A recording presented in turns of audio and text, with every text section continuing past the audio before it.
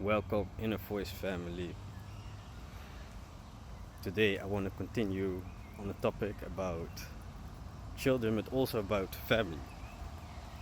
Because yesterday we talked about how to protect children and why we should protect them because they are also under attack.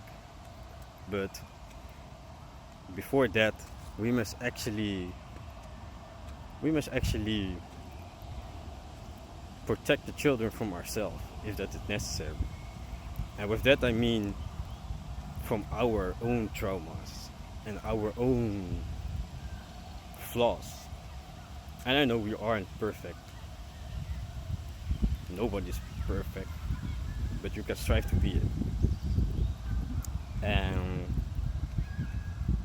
most of the time, where we make the mistake as parents is we don't accept the flaws that we have or the trauma. We close our eyes to it, and that is something that is not good, but most people choose to do it because their parents did it, and their parents did it, and their parents did it. And that is a circle that then goes on, and that is like what they call uh, trauma, family trauma, because of generational trauma. Because you give it to the next generation, and next generation, and next generation. And I think nobody that is a parent wants to actually give our child the baggage where they have to heal from, and then they can grow. So what I would recommend is first accept your flaw or your trauma. Accept it. And I know most of the time it is hard, but accept it that you have it. That is the first part of healing. Just like when you go through a breakup or something else, always the first part of healing is that you accept what happened, or that you are maybe wrong or flawed or whatever it is. Because then you can work on it. You can work on it and improve. And yeah, how you can do that is, like always, I would recommend meditation, but also journaling, or what else? Listening to feedback from others. That is also, that requires a lot of humbleness.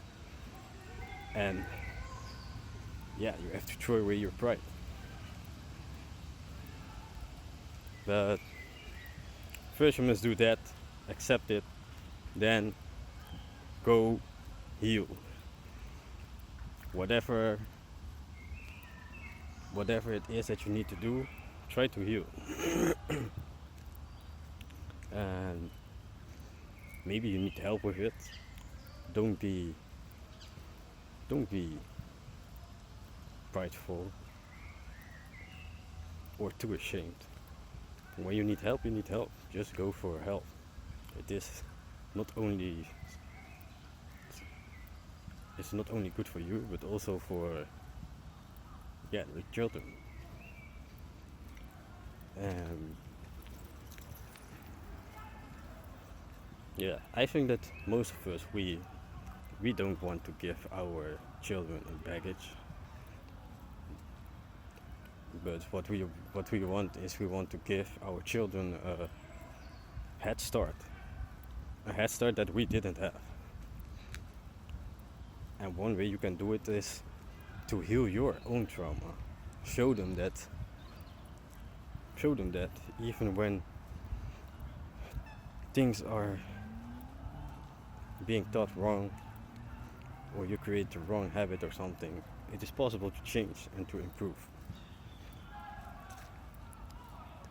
And with that you also learn them to be humble, and that humbleness grows. But yeah, let's just try to do that. And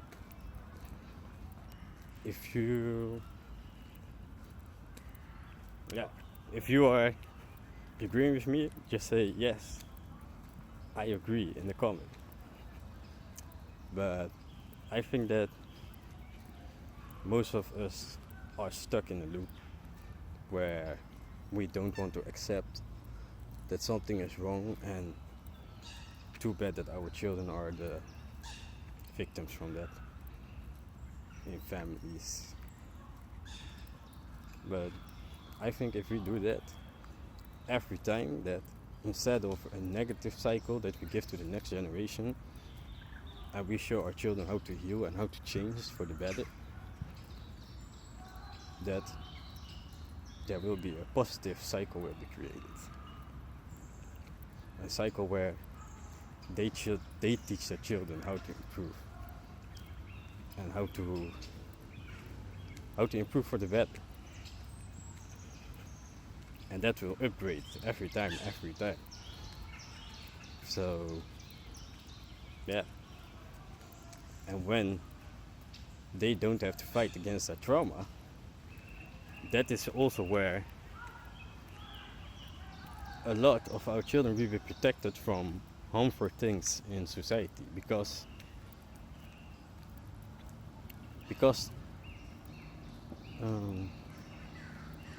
what I've seen is most people, because of the trauma, can't really give the love that they want to give, because they are hurt themselves. They are hurt themselves.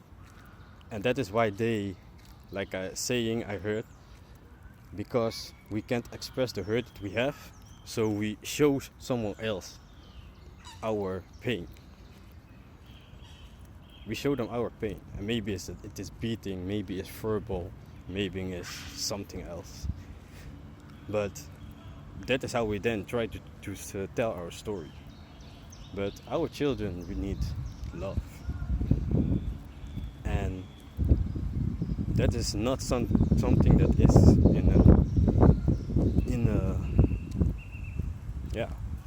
in a family that has not healed. Most of the time you will see only pain and a bad example for your children. So for the opposite, it's also true. When you are healed and a family is healed, they show a lot of love because they love themselves, and because of the love they have for themselves, they automatically give it to the children, and also a good example. So yeah, that's really important. Children need love. Children don't need our pain. We don't need to drag our children through our own pain. Let's try to stop that. Really, let's try to stop that. Yeah, that is something I learned from my own experience. And yeah, maybe you have a similar experience where you have seen those patterns. If you have, tell me about it. I'm really curious to know what you think about it. But children really need love. If we give them love and show them that healing, and not even healing, but change is possible, they will apply it for everything, because they will feel confident, they will feel protected, loved, and